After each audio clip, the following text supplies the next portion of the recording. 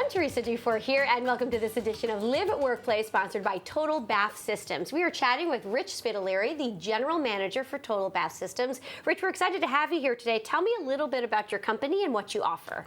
So we're in business since 2001, located centrally in Plainville, cover all of Connecticut, doing the one-day bath remodel program, which is a wet space in a day.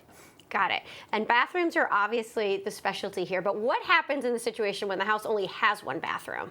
So we're very fortunate with our products. We can actually come in, do a demolition, remove your bathtub, put a new one in, inspect for any water leaks or damage, put a new bathtub in or shower base and wall system and a door, and be done in a day. Wow. And the second day we could do your dry space as well with wainscoting, vanity and toilet floor.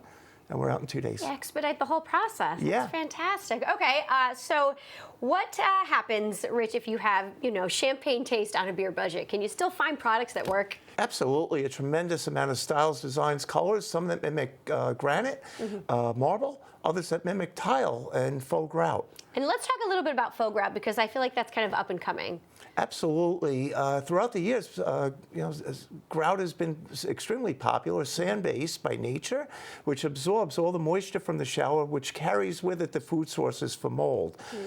Food sources for mold is anything that was once living, organic, proteins from your hair care products, body washes, all seep into the wall, and that's what actually creates the mold. Got it. All right, so faux grout is the way to go. Rich, thank you so much for all the information.